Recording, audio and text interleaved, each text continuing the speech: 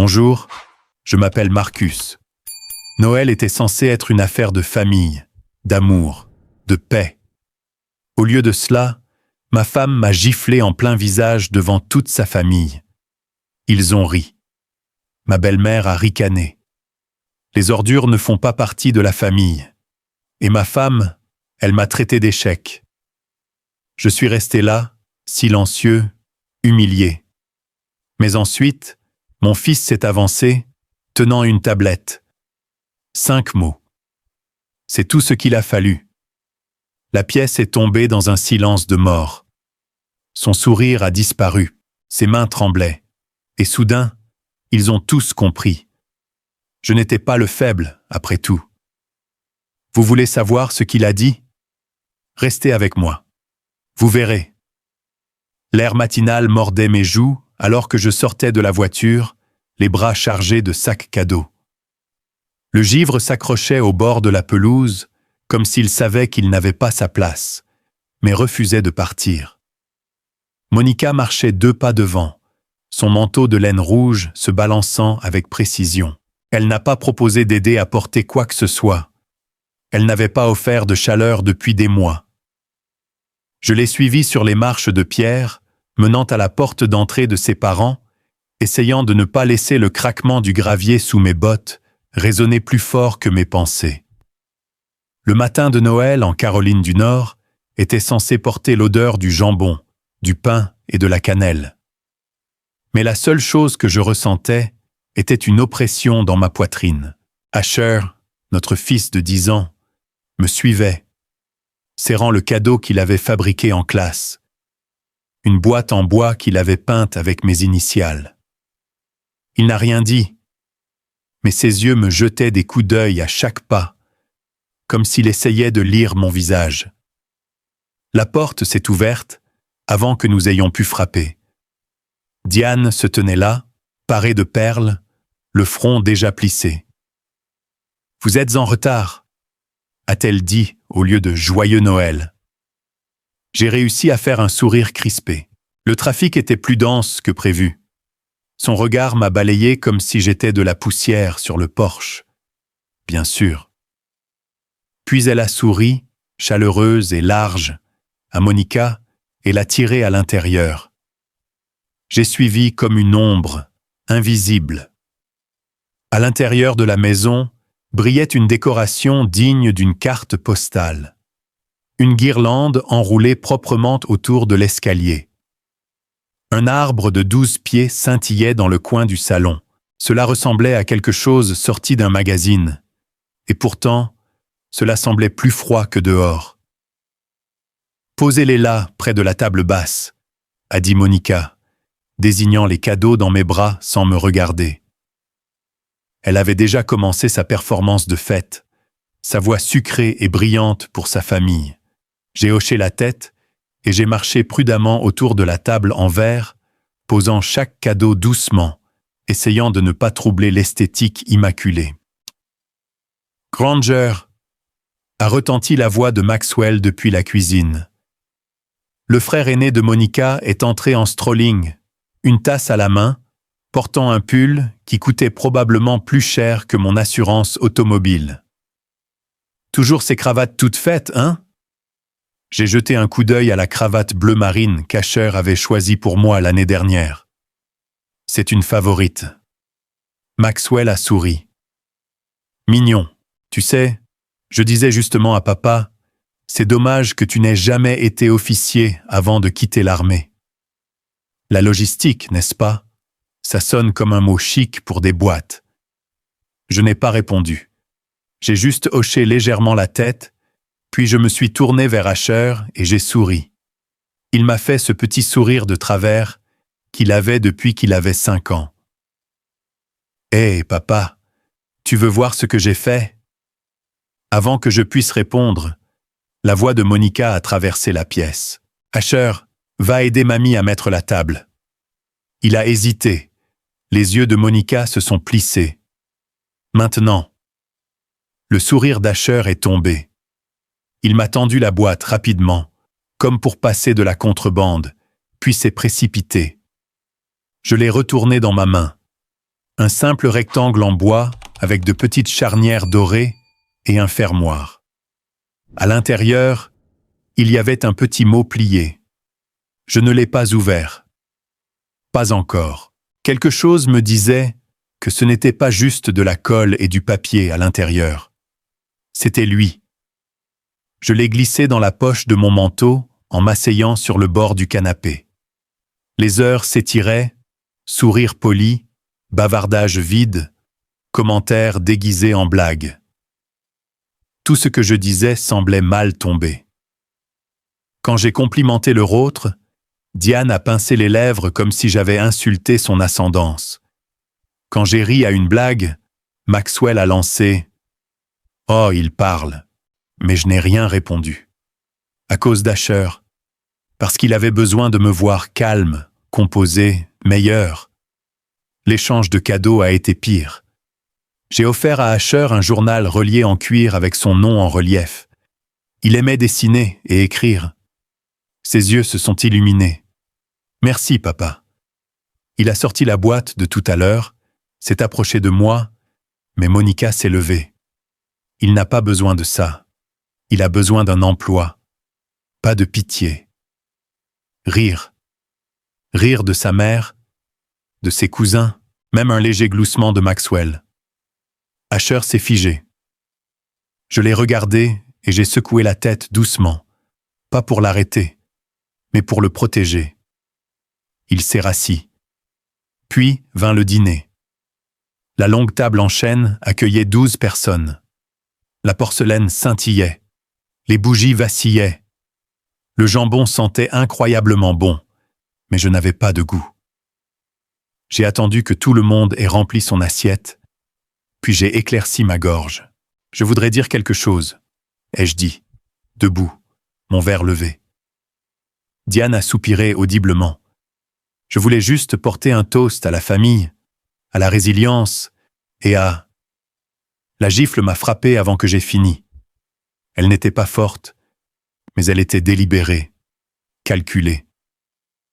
Monica se tenait là, les mains toujours levées. Un silence s'est fait dans la pièce. On aurait pu entendre les bougies crépiter. Puis quelqu'un a ri, puis un autre jusqu'à ce que la pièce soit remplie de rire. Diane s'est épongé la bouche avec une serviette. « Les ordures ne font pas partie de la famille », a-t-elle dit froidement. Les lèvres de Monica se sont retroussées en un sourire suffisant. « Tu es juste un échec, Granger. Tu l'as toujours été. » Maxwell a incliné son verre à vin dans un salut moqueur. Je n'ai pas bougé. Je n'ai pas parlé. Je suis resté silencieux, brûlant à travers la table. Les doigts d'Asher agrippaient tôt la tablette que je lui avais donnée à Noël dernier. Ses jointures sont devenues blanches. Il s'est levé lentement. La pièce est redevenue complètement silencieuse. Il m'a regardé droit dans les yeux, puis a levé la tablette. 5 mots sont sortis de sa bouche, clairs, tranchants, et d'une froideur mortelle. « Papa, je devrais appuyer sur play ?» Et puis Asher m'a regardé droit dans les yeux, a levé la tablette et a dit 5 mots qui ont figé tout le monde. J'ai tout sauvegardé. Tu veux voir? Au début, personne n'a bougé. Pas même un souffle n'osait s'échapper. Le verre à vin de Maxwell est resté suspendu en l'air. La fourchette de Monica s'est arrêtée à mi-chemin de sa bouche. Diane a cligné 2 fois des yeux, puis a regardé sa fille, comme si elle venait d'entendre quelque chose d'indécent. Asher s'est avancé, petit mais sûr. « Tu veux voir ?» La pièce était toujours parée de la perfection de Noël, avec des couverts brillants, de la sauce aux canneberges, intacte sur des assiettes en porcelaine, et des lumières scintillantes qui ne semblaient plus joyeuses, juste coupantes. Monica a rompu le silence avec un ricanement comme si elle chassait une mouche. « Mon chéri, assieds-toi. Ce n'est pas le moment pour un de tes petits accès de colère. » Il n'a pas bronché. Ce n'est pas un accès de colère, c'est une vérité. Maxwell s'est adossé à sa chaise et a ricané lentement et avec arrogance. Le garçon a du panache. Je lui donne ça. Granger, a marmonné Diane, sans même me regarder. Le garçon est confus. Ne faisons pas de scène. Mais Asher n'était pas confus.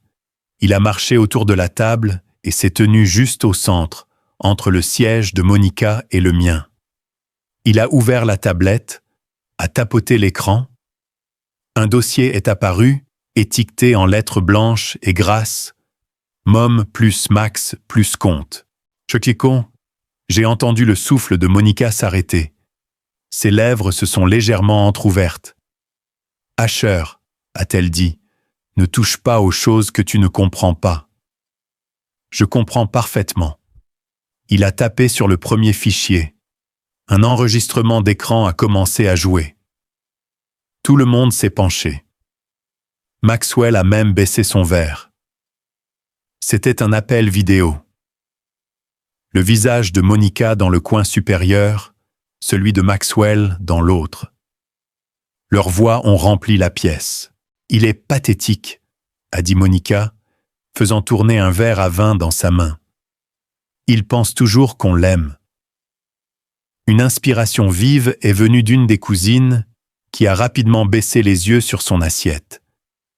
Personne n'a ri maintenant, pas même Maxwell. Asher a tapé à nouveau. Un nouveau fichier est apparu. Un reçu de virement bancaire, 9 700 $. Du compte joint que Monica et moi partagions, envoyé au compte de Maxwell étiqueté « Réparation du toit ». Il n'y avait pas eu une seule fuite dans notre maison depuis que nous y avions emménagé. Pas une seule. « Qu'est-ce que c'est ?» a claqué Monica, la voix aiguë. « Trop vite !» Asher l'a ignoré et a tapé à nouveau. Un autre clip. Cette fois, la voix de Monica seule, clairement enregistrée par le micro d'un téléphone. Elle parlait à quelqu'un, probablement Maxwell. J'ai hâte de changer le testament une fois qu'il sera entièrement en mon nom. Granger ne remarquera même pas qu'il a signé quoi que ce soit. Je pouvais sentir mon pouls dans ma mâchoire. La mâchoire de Diane s'est serrée. Elle n'a pas défendu sa fille cette fois. Le silence était plus épais que n'importe quel sermon auquel j'avais jamais assisté. Asher m'a regardé. J'ai regardé. Je savais. Je ne savais juste pas quand parler. J'ai rencontré ses yeux. Ce n'était plus un petit garçon, c'était mon fils qui se tenait comme un homme dans une pièce remplie d'adultes qui essayaient de me faire me sentir petit. Et je ne savais pas si je devais sourire ou pleurer. Mais j'ai senti quelque chose bouger dans ma poitrine, comme un lourd manteau glissant après un long hiver. La chaise de Monica a raclé violemment contre le parquet. Elle s'est lancée vers lui. « Donne-moi ça !» a-t-elle crié, tendant la main vers la tablette. Asher a reculé rapidement, la tenant en l'air. « Non !» contrôle le garçon, a aboyé Diane depuis le bout de la table. Il gâche tout. Asher n'a pas bougé. Ce n'est plus toi qui contrôle. Monica ressemblait à un animal acculé. Ses cheveux parfaitement bouclés tremblaient. Son rouge à lèvres était maculé. « Tu te crois si malin ?» a-t-elle sifflé. « C'est privé. Tu n'avais pas le droit. »« J'avais tous les droits, » a-t-il dit calmement.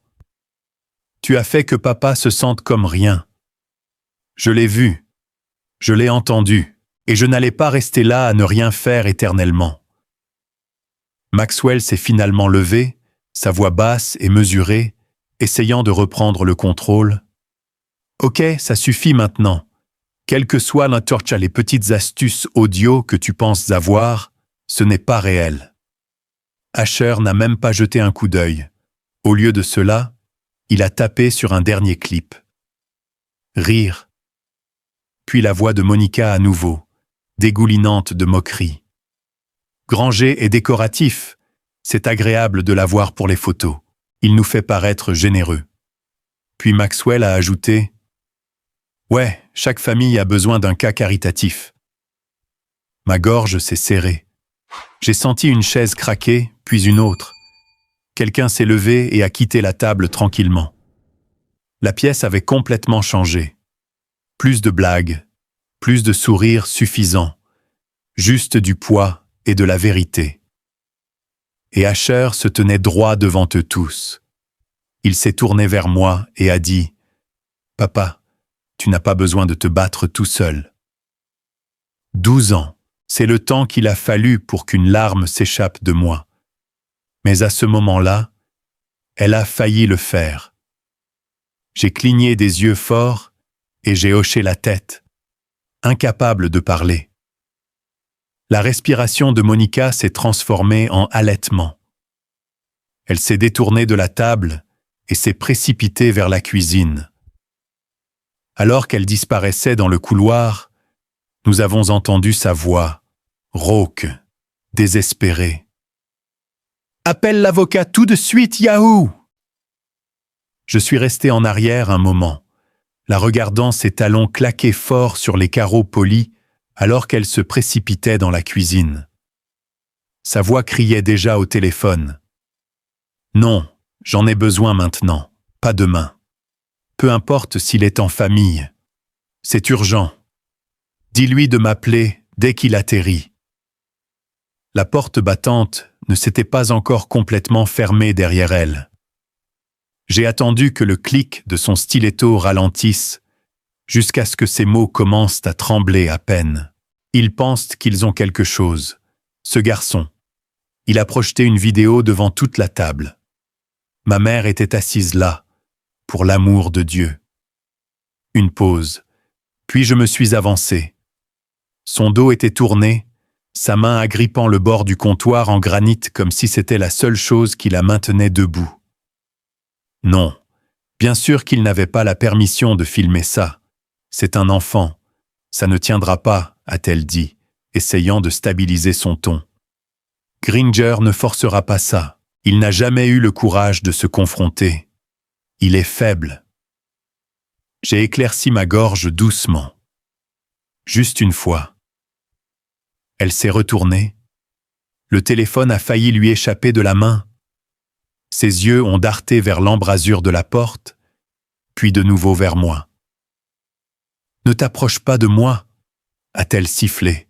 « Je ne suis pas là pour me battre » ai-je dit, gardant ma voix basse, calme.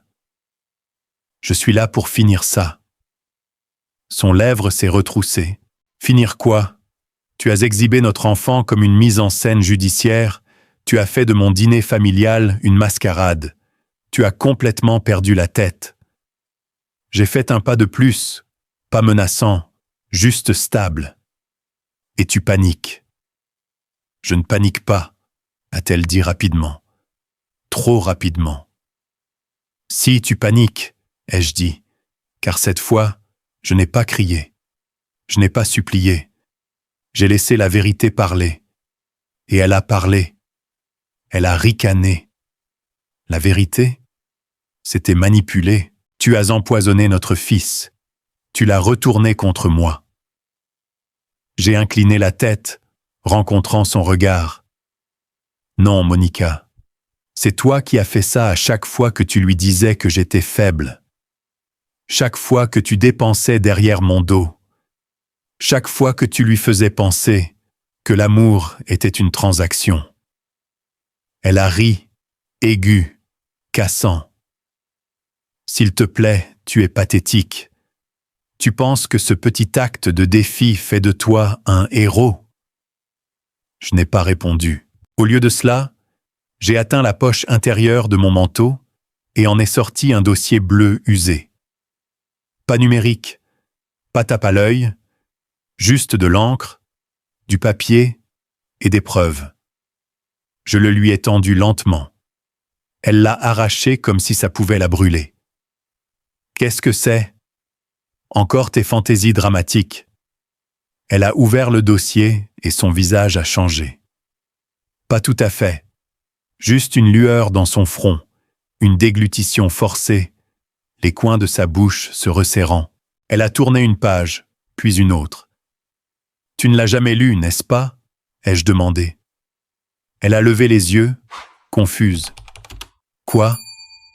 Le contrat de mariage mis à jour. Tu étais trop occupé à planifier ce changement de testament au printemps dernier. Ses doigts se sont figés sur la page. Clause 6b, ai-je proposé. Elle l'a lu.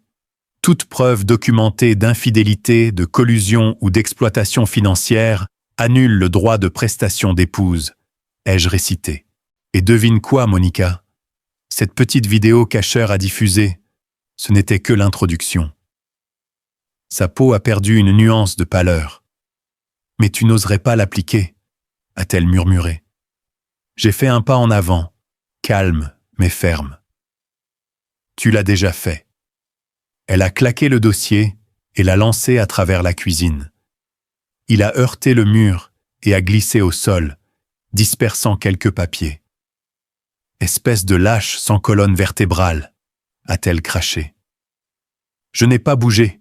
Tu penses que ça signifie que tu as gagné » a-t-elle continué. « Tu partiras avec ta fierté et ton précieux petit garçon, et quoi? Recommencer à zéro. Tu n'as rien sans moi. » J'ai regardé en bas, respiré une fois, puis je l'ai regardé dans les yeux. « J'ai quelque chose maintenant que je n'avais pas avec toi, » ai-je dit. La paix. Cela l'a calmé plus que tout le reste. Pas de cris, pas d'insultes, juste du calme. Et dans ce silence, je me suis retourné et je suis retourné au salon. Les bavardages avaient cessé depuis longtemps. Les invités étaient assis maladroitement, leurs yeux rebondissant de leur verre à vin vers le sol, vers les autres. La réunion de fête, autrefois grandiose, ressemblait maintenant aux conséquences d'un verdict de tribunal. Même Diane avait l'air secouée. Elle s'est levée lentement alors que j'entrais. Sa voix, normalement si contrôlée, est sortie à peine plus qu'un murmure. « Monica, comment as-tu pu être si imprudente ?» Monica est restée dans la cuisine, silencieuse. Diane secoua la tête, véritablement stupéfaite. « Tu as entraîné notre famille dans ça. » Maxwell était parti.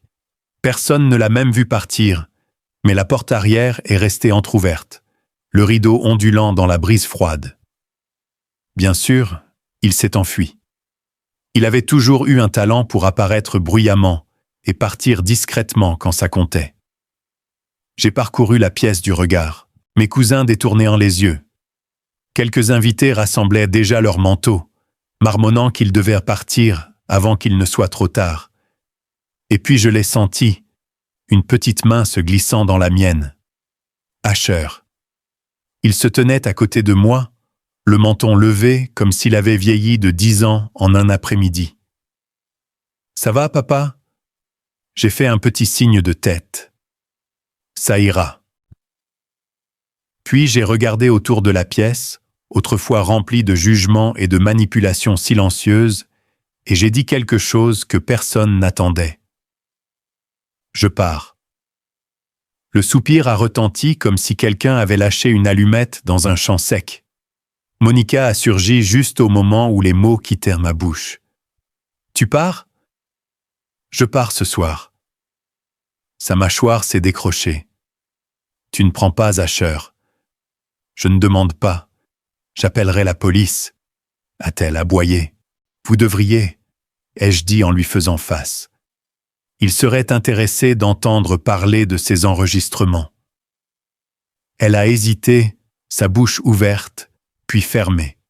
« J'ai fait mes bagages la semaine dernière, » ai-je continué. « Je voulais juste voir qui tu serais quand tu penserais avoir gagné. » Diane s'est couvert la bouche. L'une des invitées a murmuré « Oh mon Dieu !» Monica a fait un pas vers moi, mais j'ai levé une main. « Ne fais pas ça. » Elle s'est figée.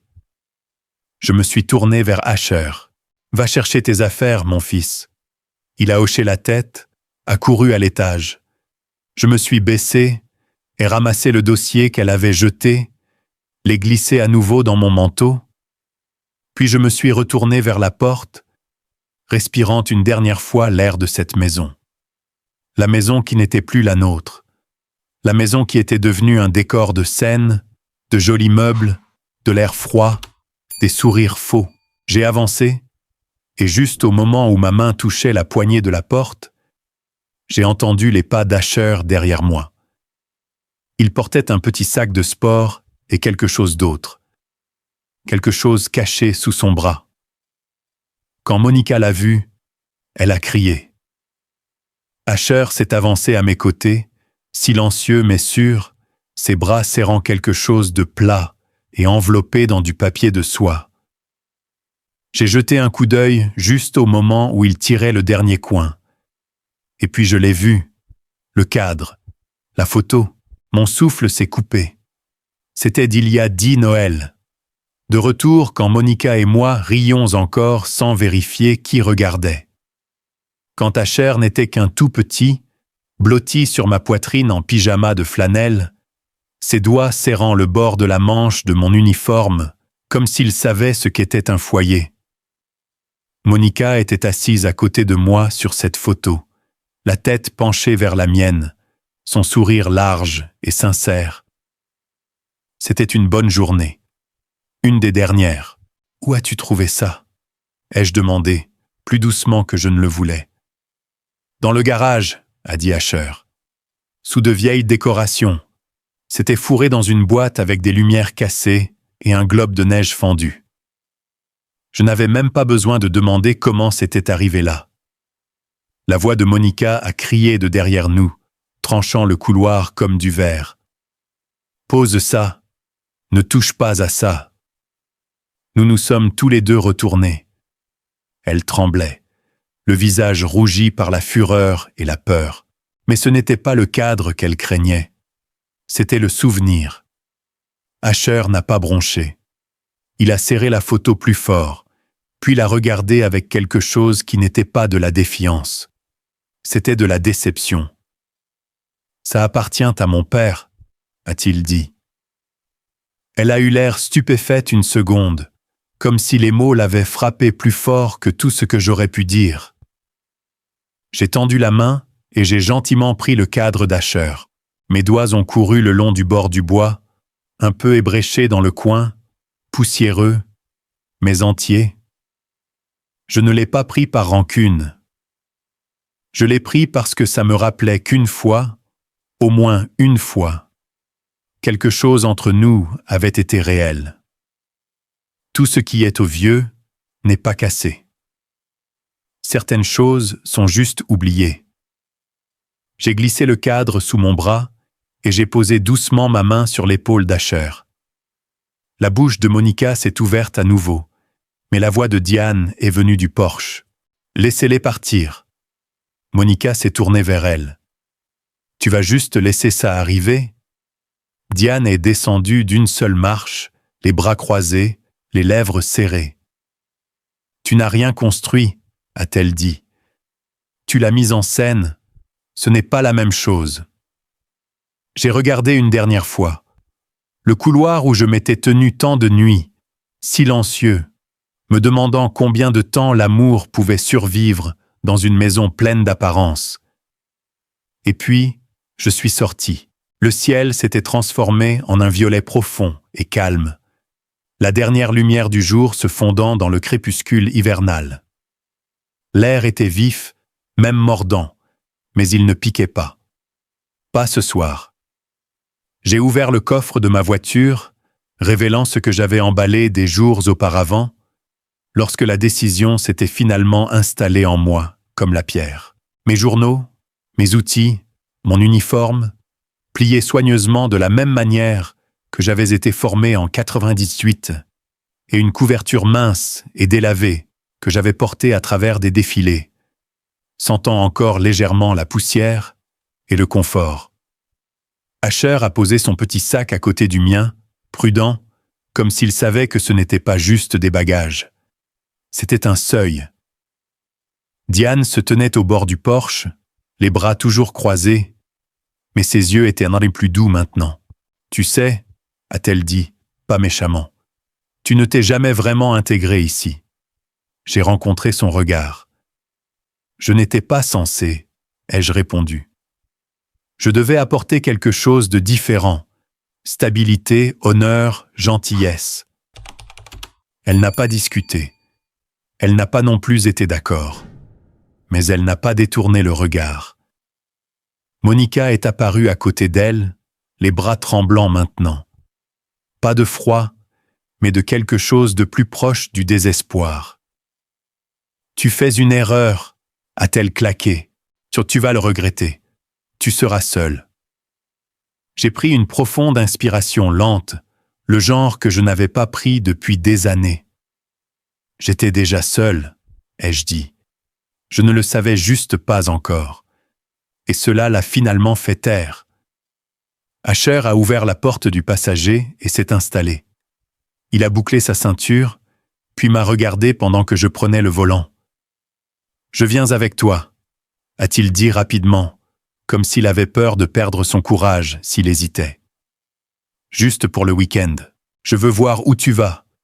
Je veux voir ce qui vient ensuite. » Je l'ai regardé, vraiment regardé. Il y avait quelque chose dans ses yeux que je n'avais pas vu depuis longtemps.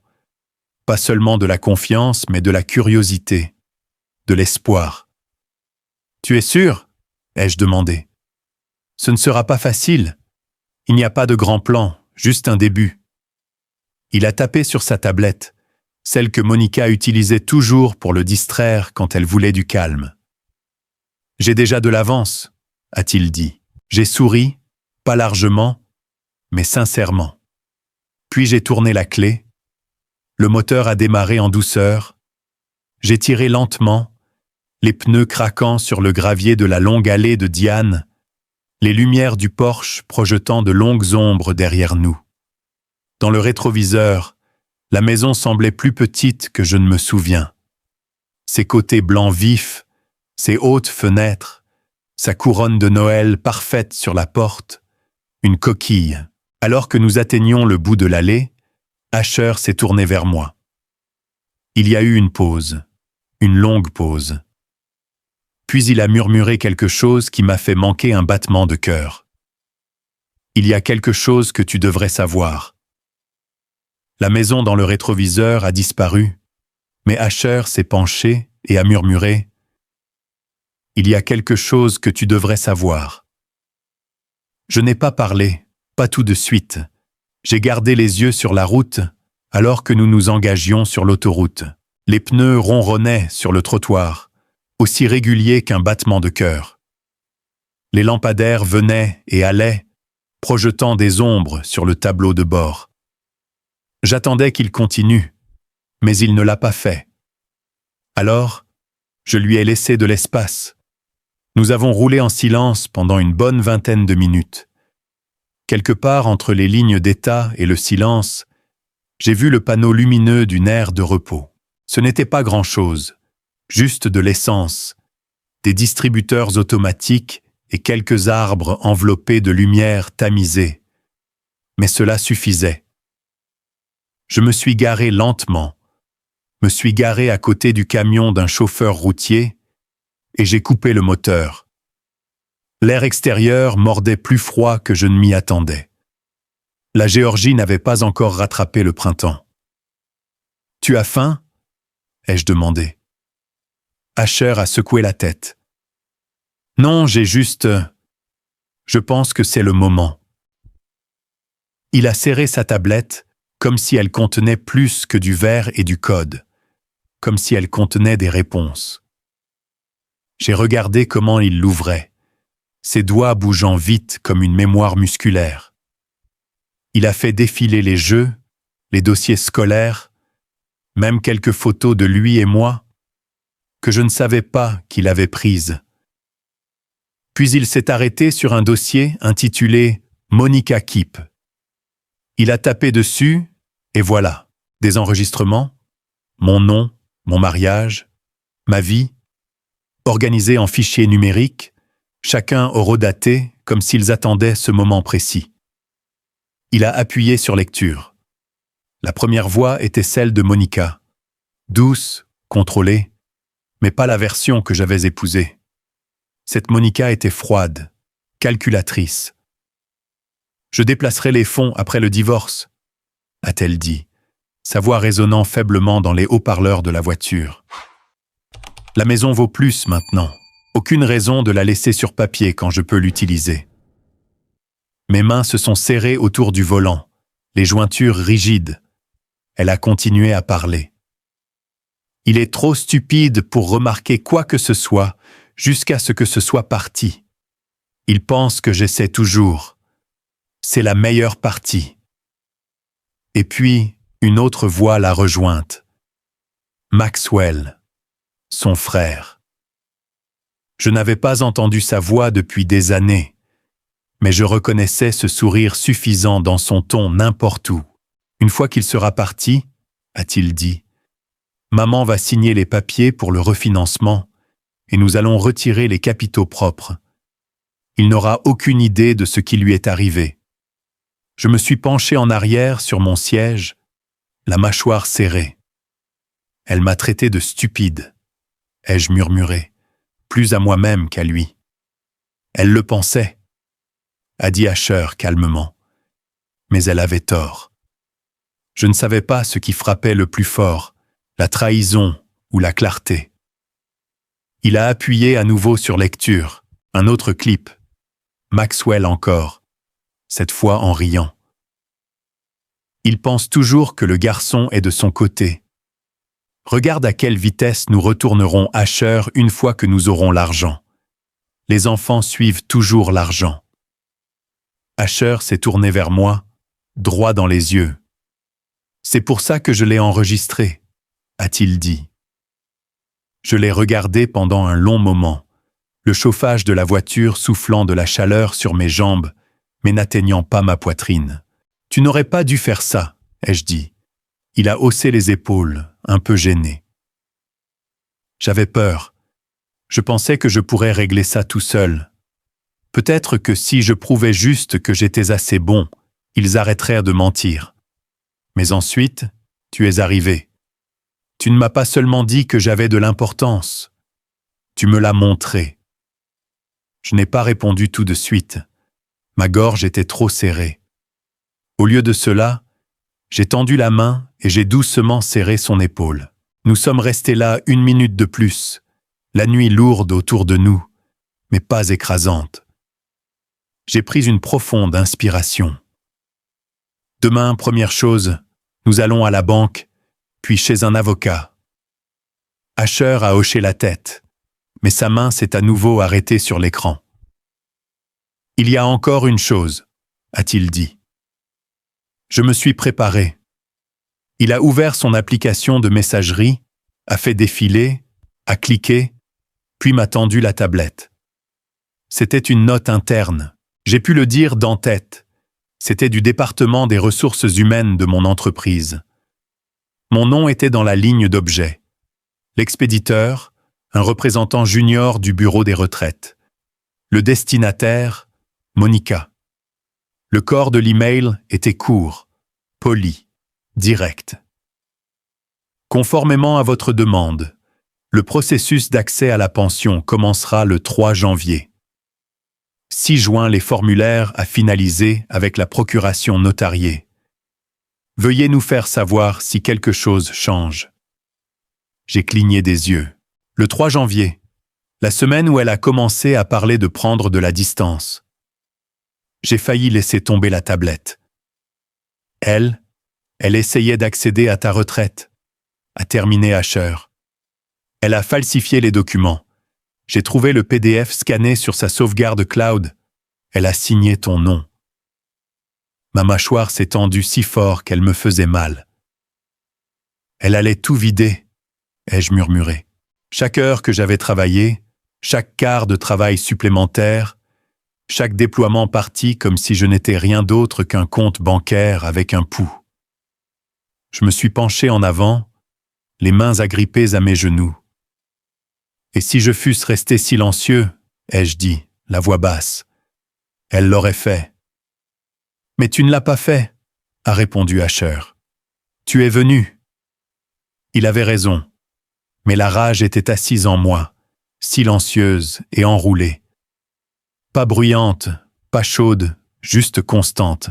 Je me suis levé, Je me suis étiré et j'ai regardé le ciel nocturne. Il était clair. Des étoiles dispersées comme si elles ne regardaient pas. Puis j'ai sorti mon téléphone. Asher me regardait silencieusement. J'ai composé un numéro, j'ai attendu. La ligne a cliqué. Une voix a répondu, vive et alerte. Je n'ai pas hésité. « Activez-le !» ai-je dit. Tout. Dans le silence, après avoir raccroché, Asher m'a jeté un regard. Il n'a pas demandé qui j'appelais. Il n'avait pas besoin de le faire. Au lieu de cela, il a posé sa tête contre la vitre de la voiture et s'est endormi au rythme des pneus et du vent. Je l'ai laissé se reposer. Au moment où nous sommes arrivés à Raleigh, le soleil commençait à peine à poindre à l'horizon, peignant la ligne d'horizon de nuances d'or et de cendres. Je me suis garé devant un petit restaurant de petit déjeuner près de Glenwood. J'ai donné ma veste à Asher pour qu'il s'enveloppe, et nous avons attendu les 30 minutes jusqu'à l'ouverture des bureaux d'avocats. À 8h01, nous sommes entrés dans le cabinet de Torres Milton. Il y avait longtemps que je n'avais pas vu Gina Torres, mais la femme n'avait pas vieilli d'un jour dans le feu. Sa présence remplissait toujours la pièce comme un orage, dans un costume de soie, calme à l'extérieur, la foudre en attente. Elle n'a pas souri en me voyant. Elle a juste haussé un sourcil et a dit « Tu as amené un témoin ?» J'ai hoché la tête. « Mon fils. » Ses yeux ont darté vers Asher. Intelligent, je présume. Asher a hoché la tête poliment. « Oui, madame. J'ai des fichiers audio et des sauvegardes de métadonnées. » Cela a attiré l'attention de Gina. Nous l'avons suivie dans son bureau. Ça sentait la bergamote et la discipline. Bureau en acajou, mur couvert de livres de droit et de photographie. Sa remise de diplôme de Howard, un portrait signé de Ruth Bader Ginsburg et une photo de famille où Gina était la seule à ne pas sourire. Elle a cliqué sur son clavier, ses longs ongles tapotant comme un métronome. « Allons-y. » Je lui ai tendu la tablette. Asher avait déjà préparé les enregistrements. Elle a mis son casque, a écouté en silence. Quand elle l'a retiré, elle n'a pas bronché. C'est solide. Vous avez des preuves d'intention frauduleuse, de conspiration pour détourner des actifs matrimoniaux et de coercition. Ce n'est pas juste un tribunal de divorce, c'est criminel si nous poussons. J'ai avalé. Je ne cherche pas à ruiner qui que ce soit. Elle m'a regardé. Ne te flatte pas. Monica l'a fait pour toi. Puis elle s'est tournée vers Asher. Et toi, jeune homme, tu as enregistré tout ça tout seul. Il a hoché la tête. Elle lui a donné un petit hochement de tête, presque maternel. Cela a demandé du courage et de la prudence, des qualités rares chez les adultes et encore plus chez les enfants. Elle a tapé quelques touches, puis a tourné son écran vers moi. « Tu te souviens de ça ?» a-t-elle demandé. J'ai regardé. Une copie numérique de notre ancien contrat de mariage. Mon nom, le nom de Monica, est là, enterré près de la fin. Clause 14C. En cas de tromperie, de fraude ou de violation du respect mutuel, la partie lésée se réserve le droit d'activer la séparation complète des actifs détenus conjointement en vertu de la clause d'activation en cas de déshonneur. J'ai plissé les yeux. Je pensais que c'était symbolique. Monica m'a fait le retirer de la version finale. Elle a retiré sa copie, a dit Gina. Son sourire était malicieux et brillant. La mienne a été déposée. La tienne était notariée. Et devine quoi ? J'ai haussé un sourcil. Elle a déclenché le fil la seconde où elle a soumis cette demande falsifiée d'accès à la pension. Cela compte comme fraude selon la clause. Je me suis adossé, stupéfait. Elle perd tout. Gina a hoché la tête. La maison, la propriété du lac, ta retraite, même les options d'achat d'actions que tu détenais en garde conjointe. Asher a cligné des yeux. Attends, tout, a répété Gina. Elle n'a droit à rien. Et si elle conteste, nous allons traîner les enregistrements en audience publique. Crois-moi, elle ne va pas aimer ça. J'ai laissé les mots s'installer, non pas par vengeance, non pas par joie, mais par soulagement. Comme si la bande serrée autour de mes côtes avait enfin été coupée. Nous avons quitté le bureau juste après 10h01 et nous sommes dirigés directement vers la coopérative de crédit. C'était la même que j'utilisais depuis des années, nichée dans un coin tranquille, près de Boyland Avenue. Pas de fioritures, juste du lambris et des gens qui connaissaient votre nom. La directrice adjointe, Rhonda, m'a reconnu dès que je suis entré. « Monsieur Thorne » a-t-elle dit. « Nous avons reçu votre appel ce matin. » Gina était avec nous, mallette à la main, documents légalisés prêts. J'avais déjà protégé la plupart de mes actifs il y a des mois, transférant les économies de retraite dans une société à responsabilité limitée à mon seul nom. Monica ne l'a jamais remarqué, mais l'acte de propriété de la maison, notre foyer conjugal, portait encore nos deux noms jusqu'à aujourd'hui. Rhonda a examiné les documents, a vérifié l'ordre, puis a imprimé un nouvel acte. Elle l'a glissé sur le bureau. « S'il vous plaît, signez ici, monsieur. » Je l'ai fait. Gina a ajouté sa signature. Rhonda a ajouté le sceau. Comme ça, c'était fait. La maison m'appartenait maintenant. Propriétaire unique. Rétroactivement à la date où Monica avait essayé de me voler. Asher a regardé le papier, stupéfait. « Papa, elle va exploser. » J'ai souri. Elle a déjà allumé l'allumette. Nous avons quitté la coopérative de crédit en silence. Je n'ai plus parlé jusqu'à ce que nous soyons assis dans une banquette à un petit restaurant de soul food, à quelques pâtés de maison de là. Okra frites, chou-collard, pain de maïs, thé sucré si sucré qu'il pouvait ressusciter les morts. Nous n'avons pas beaucoup parlé. Pas besoin. À la moitié du déjeuner, Asher a posé sa fourchette et m'a regardé. « Tu penses toi qu'elle t'a jamais aimé ?» J'ai mâché, j'ai avalé lentement, puis je l'ai regardée. « Je pense qu'elle aimait l'homme qu'elle pensait pouvoir modeler, » ai-je dit. Quand j'ai arrêté de me laisser modeler, elle a arrêté d'aimer. Asher a hoché la tête. Pas de drame, pas de tristesse, juste la vérité assise sur une assiette entre nous. « J'ai toujours préféré ton vrai toi, » a-t-il dit. J'ai tendu la main à travers la table, j'ai ébouriffé ses cheveux. « Merci, gamin. » Il a souri, un sourire discret mais sincère. Nous avons payé l'addition et sommes retournés à la lumière du jour de Caroline. La chaleur semblait différente, pas plus légère, pas plus brillante, juste méritée. Sur le chemin du retour, le trafic était fluide, le ciel était clair, les kilomètres étaient lisses. Puis mon téléphone a vibré. Un seul message texte a éclairé l'écran. De Monica, « Où es-tu ?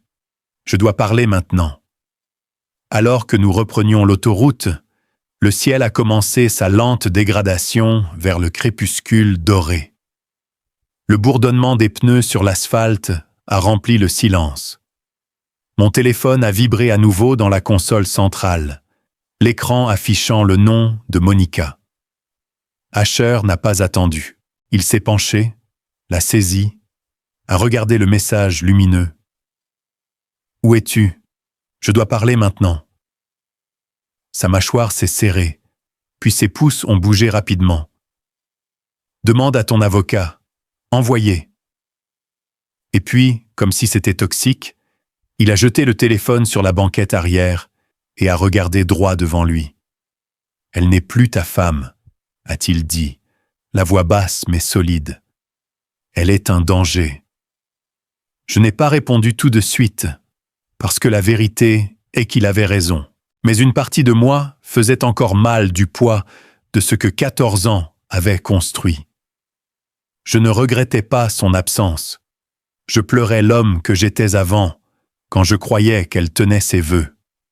J'avais mémorisé ses rythmes, le type de crème qu'elle aimait, la façon dont elle serrait sa mâchoire quand elle mentait, la douce courbe de son pied gauche dans le lit, cherchant toujours la chaleur. Maintenant, toutes ces choses n'étaient que des preuves dans ma mémoire. La trahison réécrit tout. Un autre ping est venu de l'arrière. J'ai tendu la main et j'ai saisi le téléphone. Monica encore. Arrête de te cacher derrière Asher. Sois un homme. J'ai lâché un rire sec et soudain. Il m'a surpris moi-même. C'était la première fois depuis des semaines que je riais, et ce n'était pas amer. Elle pense vraiment que j'ai peur, ai-je dit en secouant la tête. Drôle, le garçon qu'elle a sous-estimé est celui qui tient l'extincteur pendant que son monde brûle. Asher n'a pas souri. Il déverrouillait déjà mon téléphone, ses doigts volants. Il a ouvert l'ancien chat de groupe familial.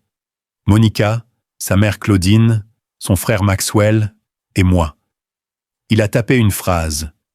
Claire. Finale. Tous les enregistrements et preuves ont été remis au conseiller juridique. Tout contact supplémentaire sera considéré comme du harcèlement. Il a appuyé sur envoyer. Et puis, comme allumer une allumette dans une pièce fermée, tout a pris feu. Des bulles de frappe sont apparues de tous les coins. Sa mère a été la première. C'est ton père qui parle. Arrête ces bêtises avant de tout gâcher. Puis Maxwell, nous avions un accord, Marcus. Tu as accepté. Et enfin, Monica elle-même. Je te détruirai. Je prendrai tout ce que tu as. Asher s'est tourné vers moi. Tu veux que je les bloque tous? Je l'ai regardé calmement, clairement. Non, ai-je dit. Laisse-les lire le silence. Nous avons conduit dans ce silence pendant encore une demi-heure avant de nous arrêter à un restaurant routier juste à l'extérieur de la limite du comté. Nous avons commandé à emporter. Poulet frit, purée de pommes de terre, 2 thés sucrés, et avons checké dans un petit motel routier que Gina nous avait recommandé. Restez sur place jusqu'à ce que les papiers soient cross-réglés, avait-elle dit. Ne rentrez pas chez vous tout de suite. Monica ne sait pas que nous avons déposé. Laissez la loi bouger en premier. Alors, nous avons attendu. Asher a pris le lit près de la fenêtre. J'ai pris celui près de la porte. Il s'est couché avec ses chaussures, les yeux rouges, mais pas de larmes. De toutes les façons dont un enfant grandit trop vite lorsque la vérité brise son monde. Je l'ai regardé respirer, regarder sa poitrine monter et descendre sous la douce lueur de la lampe. Il avait toujours été le plus silencieux, réfléchi, pas du genre à faire de grands gestes. Mais ce soir, il m'avait porté. Je me suis assis, le dos contre la tête de lit, mon esprit s'emballant. Pas avec regret, pas même avec peur, mais avec une douleur que je ne pouvais pas nommer. 14 ans de mariage, et je n'avais jamais réalisé à quel point j'avais laissé glisser tant de petites coupures. La façon dont elle me corrigeait toujours devant les invités. La façon dont elle me touchait aux fêtes, mais pas à la maison. Comment elle appelait Asher « ton fils » chaque fois qu'elle était contrariée. Mort par 1000 désirs. Mais ce soir, ce saignement s'est arrêté. J'ai sorti mon carnet, celui que j'utilisais dans mon atelier avant que Monica ne me pousse à utiliser des applications. Sur la première page propre, j'ai écrit 3 mots en gros caractères noirs. Sûr, stable, mien. C'étaient mes intentions. Pas de vengeance, pas de fierté, mais le genre de vie où Asher pouvait rentrer de l'école et ne pas sursauter quand la porte du garage claquait. Où personne ne criait à propos des factures, ou ne levait les yeux au ciel quand il parlait d'astronomie. J'ai tourné à la page suivante. J'ai écrit tout ce que nous devions réparer dans la maison. Le toit, les escaliers, le sèche-linge cassé. Monica n'a jamais voulu que je répare parce que c'était assez bon. Je lui construirais une maison, une qu'il aimerait en retour. Le motel était calme, juste le bourdonnement occasionnel d'un camion qui passait dehors. J'ai éteint la lampe, je me suis allongé, j'ai fermé les yeux. Quelque part après minuit, mon téléphone a vibré à nouveau. Un long message de Maxwell. Tu as toujours pensé que tu étais meilleur que nous. N'oublie pas, nous étions une famille avant que tu n'arrives. Tu n'effaces pas ça. Je n'ai pas répondu. Je l'ai juste lu une fois, puis j'ai supprimé tout le fil parce qu'il avait tort. Je n'effaçais pas une famille. Je choisissais enfin une famille. À 5h45, j'étais déjà réveillé, debout devant le miroir du motel, me rasant avec un rasoir bon marché, respirant lentement. À 6 ans, Asher s'est levé aussi. Calme, tranquille. Nous avons emballé rapidement. Nous n'avons pas beaucoup parlé. Pas besoin. À 6h42, mon téléphone a sonné. Le nom de Gina s'est allumé sur l'écran. J'ai répondu. Elle n'a pas perdu de temps. Elle a juste dit 5 mots. Le juge a signé l'ordonnance. Je n'ai rien dit quand Gina a raccroché. J'ai juste posé le téléphone sur la table de nuit et j'ai laissé échapper un souffle que je n'avais même pas réalisé que je retenais depuis des semaines. Asher a levé les yeux de son thé. C'est bon. J'ai hoché la tête une fois. Elle l'a signé. Nous rentrons à la maison. Nous n'avons pas fait nos bagages à la hâte. Nous n'avons pas beaucoup parlé non plus. Mais il y avait un rythme. Moi pliant des vêtements avec un soin délibéré. Asher vérifiant doublement que nous n'avions rien laissé dans les tiroirs. À 7h35, nous sommes sortis du lot du motel derrière 2 véhicules de la police du comté. Gina avait appelé à l'avance. Tout était en mouvement. Plus nous nous approchions de ma maison, plus mes doigts se serraient autour du volant. Je n'étais pas nerveux. J'étais préparé. Mais une partie de moi se tenait toujours prête à l'impact, comme un homme marchant dans une tempête, même s'il était celui qui tenait l'éclair. Quand nous avons tourné dans ma rue, le premier véhicule de tête a ralenti. 2 policiers sont sortis, calmes, concentrés. L'un tenait une copie de l'ordonnance du tribunal dans un dossier en plastique, et l'autre a ajusté sa caméra corporelle, la tapotant pour confirmer que le voyant vert était allumé. Tout était enregistré. Tout serait consigné. Derrière eux, ma maison se dressait fièrement. Pas chic, pas tape à l'œil, juste solide. La lumière du porche était toujours allumée. Monica oubliait toujours de l'éteindre. Mon nom était toujours sur l'acte de propriété. Il l'a toujours été.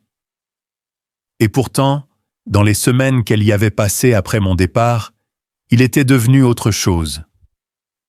Sa robe, bruyante, soyeuse et bordée d'or, pendait derrière la porte moustiquaire comme un drapeau. Son parfum s'accrochait probablement encore au rideau. Sa voix, j'imaginais, résonnait encore dans la cuisine, où elle m'avait dit un jour que je ne pouvais pas me permettre d'être doux. La porte d'entrée a grincé. Et là, elle était, Monica. Dans cette même robe dorée, les cheveux coiffés comme si elle n'avait pas dormi. Elle a cligné des yeux aux officiers, puis m'a repéré, puis Asher. Pendant une fraction de seconde, quelque chose dans son expression a vacillé. J'ai vu un éclair de disbelief, comme si elle pensait que nous bluffions, comme si elle ne s'attendait vraiment pas à ce jour. Le policier de gauche a éclairci sa gorge et s'est avancé. « Madame, nous sommes ici pour faire appliquer une ordonnance de possession exclusive temporaire délivrée par le juge Ray. Effectivement, immédiatement, Marcus Gaines doit conserver l'occupation exclusive de cette propriété. Vous êtes tenu de la quitter dans l'heure. Toute résistance sera considérée comme une obstruction. » Son rire était sec et forcé. « Vous plaisantez, n'est-ce pas ? puis plus doucement, brisée. Vous ne pouvez pas être sérieuse. Derrière elle, Maxwell est apparu, torse nu, pieds nus, les cheveux en désordre, comme s'il venait de sortir de la mauvaise décision de quelqu'un d'autre. Il n'a pas souri, n'a rien dit. Il a juste regardé, l'expression tendue, illisible. Je n'avais toujours rien dit. Je n'avais pas besoin de le faire. Asher s'est avancé, sortant sa tablette comme un magicien, révélant un dernier tour. « Tu veux voir ça, Monica ?» a-t-il demandé calmement. « La vidéo de toi falsifiant les documents de pension de papa, ou peut-être celle où tu as dit à l'oncle Max que tu allais vider ses comptes et disparaître à Bali. » Il a incliné l'écran. « Devrais-je montrer aux policiers ?» Sa bouche s'est ouverte, puis s'est refermée. Les policiers se sont tournés vers moi. « Monsieur, souhaitez-vous que nous procédions à l'enlèvement ?» J'ai hoché la tête une fois. C'est là que le spectacle a commencé. « Le mixeur est à moi !» a-t-elle aboyé, déjà se précipitant vers la cuisine. « Et ce grille-pain ne touche pas aux rideaux. Ils sont personnalisés. Et les tapis dans le couloir, Marcus, j'ai payé ces tapis. » Je suis resté sur le porche, immobile. Gina m'avait prévenu. « Laisse-la se plaindre des rideaux. Tu n'es pas là pour les rideaux. Tu es là pour la paix. » À l'intérieur, les policiers suivaient chacun de ses mouvements, enregistrant, documentant, restant neutres. Maxwell n'a rien dit alors qu'il fourrait des vêtements dans un sac de sport usé. Il a passé devant moi d'un pas lourd. Juste au moment où il atteignait les marches du porche, il a murmuré « Ce n'est pas fini ». J'ai souri, pas suffisant, juste stable. « J'espère pas », ai-je dit. « Je détesterais que ce soit la chose la plus excitante que tu aies jamais faite. » Il n'a pas répondu. Monica a suivi derrière lui. 2 sacs sur chaque bras. Son maquillage était parfait. Sa fierté était ébréchée. Elle ne m'a pas regardé en retour. Pas une seule fois. Les 2 se sont glissés dans un SUV qui les attendait. Monica a claqué la porte, sa mâchoire aussi dure que la pierre. Maxwell s'est adossé à son siège et a regardé droit devant. Ils sont partis. Pas d'excuses, pas d'au revoir, juste le silence et une traînée d'échappement. De l'autre côté de la rue, la vieille Madame Wellington regardait par ses stores. Les jumeaux Rodriguez se tenaient sur leur porche, chuchotant. Des rideaux bougeaient dans 3 maisons différentes, mais personne ne disait rien. J'ai monté les marches, lentement, régulièrement. Mes bottes faisaient craquer le vieux bois. La maison avait ressemblé à une cage le jour où je suis parti. Maintenant, elle ressemblait à autre chose. La liberté. L'air à l'intérieur était différent. Pas lourd, pas bruyant, juste calme. Certaines affaires de Monica avaient disparu. D'autres non. Mais ce qui comptait était toujours là. Les os de la maison, la chance de reconstruire. Asher est entré derrière moi. Il s'est arrêté, parcourant le salon du regard, l'espace vide du canapé, les étagères vidées. « Alors, a-t-il dit lentement, nous sommes à la maison. » Je me suis tourné vers lui, j'ai rencontré ses yeux. « Non, ai-je dit. Maintenant, nous commençons à en construire une. » Nous nous sommes tous les 2 assis sur le parquet, sans meubles en dessous, juste la lumière du soleil traversant la fenêtre de la cuisine. Elle frappait les lattes du sol comme de l'or. Ce silence, il n'était pas gênant, c'était la paix. Nous n'avions pas besoin de le remplir. Pour la première fois depuis des mois, la maison ne ressemblait pas à un champ de bataille. Elle ressemblait à un commencement. Plus tard dans la nuit, j'ai parcouru pièce par pièce. J'ai fait l'inventaire avec un stylo et du papier, comme je le faisais avant quand j'ai acheté l'endroit pour la première fois. Les murs avaient besoin d'une nouvelle peinture. Le sèche-linge cognait toujours, toutes les 10 minutes. La lumière du porche arrière clignotait, mais c'était des heures à réparer, les nôtres à façonner. Et cette nuit-là, pour la première fois depuis longtemps, j'ai dormi dans mon propre lit avec la porte déverrouillée. 2 jours plus tard, juste après le petit déjeuner, une épaisse enveloppe est arrivée par courrier recommandé du procureur de Monica. À l'intérieur se trouvait une lettre d'une seule page. Elle n'était pas en colère. Elle n'était pas désespérée. Mais ce qu'elle demandait m'a fait hésiter. 2 jours plus tard, une lettre est arrivée du procureur de Monica avec une dernière demande qui m'a fait hésiter. Ce n'était pas du jargon juridique, pas de date de tribunal ou de menace, juste une note. Une seule phrase. Elle veut vous rencontrer seule, sans condition. J'ai plié la lettre et je l'ai posée à côté de mon café. Asher m'a jeté un coup d'œil, mais n'a rien demandé. Il pouvait le dire au calme dans mes yeux que ce n'était pas une bagarre. Plus maintenant. Alors, j'ai choisi un endroit, un petit café à la périphérie de la ville, où les voitures ronronnaient doucement sur l'autoroute et où les serveuses vous appelaient encore « ma chérie ». C'était le genre d'endroit où personne ne portait de cravate et où le temps ralentissait suffisamment pour vous permettre d'entendre votre propre respiration. Je suis arrivé en avance, je me suis assis dans le box le plus éloigné près de la fenêtre. Pas de mallette, pas d'enregistreur caché, pas de témoin, juste moi. Et 15 minutes plus tard, elle. Monica est entrée portant un simple pull bleu marine et un jean usé, des ballerines, pas d'étalons, pas de fond de teint sur sa peau, ses cheveux tirés en un simple chignon. Elle n'a pas parcouru la pièce du regard. Elle m'a vu et est venue directement vers moi. Elle s'est glissée dans le box en face de moi et a posé son sac sur ses genoux, ses doigts tordant la lanière. « Je n'ai pas empoisonné ton café », a-t-elle dit sans même un bonjour. J'ai haussé un sourcil. « C'est ton entrée en matière ?» Elle a laissé échapper un rire tremblant, à peine un souffle. Je ne sais pas à quoi je m'attendais. Je ne suis pas doué pour ça. Non, ai-je dit. Tu es doué pour jouer à la maison, doué pour faire semblant, pour mentir. Elle a regardé ses mains. Je voulais juste expliquer.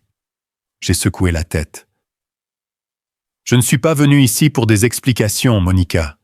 Je suis venu voir à quoi ressemble un menteur quand le jeu est terminé. Elle a grimacé. Pendant un instant, j'ai presque vu son ancien moi passer. La fille du collège, celle qui s'asseyait pieds nus sur le porche, en mangeant des mangues sur une serviette en papier, mais cela a disparu. Elle a atteint son sac, lentement, prudemment, sans essayer d'en faire un spectacle, et en a sorti une petite photo usée. Elle l'a glissée sur la table. C'était nous il y a 8 ans à Myrtle Beach. Mon bras autour d'elle. Elle riant. Asher à peine un tout petit, enveloppé dans une serviette, du sable partout sur son nez. « J'avais l'habitude de t'aimer, Marcus », a-t-elle murmuré. « L'amour ?» J'ai presque ri. « Tu m'as utilisé comme un chèque de paie. J'avais peur », a-t-elle dit, la voix à peine maîtrisée. Je pensais que tu ne serais jamais assez. Je me suis penché en avant. Assez pour qui? Toi, Maxwell? Ta mère avec ses commérages de country club et son haleine de rosée. Sa mâchoire s'est tendue. Pour moi? Je voulais plus. Tu voulais facile. Tu voulais du clinquant. Et tu l'as choisi. Ses yeux se sont emplis de larmes, mais elle n'a pas détourné le regard. J'ai été gourmande. J'ai écouté des gens qui ne se sont jamais vraiment souciés. Je pensais que j'avais droit à plus que ce que tu pouvais donner. Ce que je pouvais donner était réel, ai-je dit. Tu avais droit à l'honnêteté. Tu m'as donné de la cruauté. Elle a hoché la tête, des larmes silencieuses coulant sur son eyeliner, Puis, sans un mot, elle a sorti une enveloppe pliée, l'a glissée comme la photo. C'est tout ce que j'ai retiré de ta pension. Je l'ai transféré dans un trust, ton nom seulement. Je n'ai pas touché un centime. Je ne veux pas de tes excuses en argent. Ce n'est pas une excuse, a-t-elle dit. C'est une reddition. C'est à ce moment-là que je me suis penché en arrière. La première fois de la journée, j'ai expiré. Tu penses que ça arrange quoi que ce soit? Ai-je demandé. Non, a-t-elle dit. Mais peut-être que ça arrête quelque chose d'autre de se casser. Le silence est devenu lourd entre nous. Pas en colère, pas amer, juste fatigué. Puis elle s'est levée. Pas de câlin, pas de poignée de main, pas de tentative de grand geste. Au revoir, Marcus. Sa voix s'est brisée alors qu'elle ajoutait « Mon fils a de la chance de t'avoir. » Et puis elle est partie. Je suis resté assis. Je n'ai pas pleuré. Je n'ai pas souri. Je suis juste resté là à écouter le tintement des tasses à café, le sifflement de la machine à expresso, les conversations silencieuses de personnes aux vies plus simples, le genre de vie qui ne se termine pas par une trahison ou des tribunaux ou des souvenirs brûlés. J'ai laissé l'enveloppe sur la table. Dehors, Asher était appuyé contre la portière de la voiture, les bras croisés. Ses yeux ont parcouru mon visage dès que je suis sorti. « Tu vas bien ?» ai-je demandé. J'ai hoché la tête une fois. « Je pense que nous avons tous les deux juste enterré quelque chose, » ai-je dit. Il a souri. « Tu es prêt à vivre maintenant ?» J'ai regardé le ciel. Un bleu de fin d'été s'étirait largement au-dessus de nous. Pas un nuage en vue. « Oui, » ai-je dit, en m'installant sur le siège passager. Enfin. Et alors que je conduisais vers l'horizon, j'ai réalisé que je n'avais pas perdu ma famille.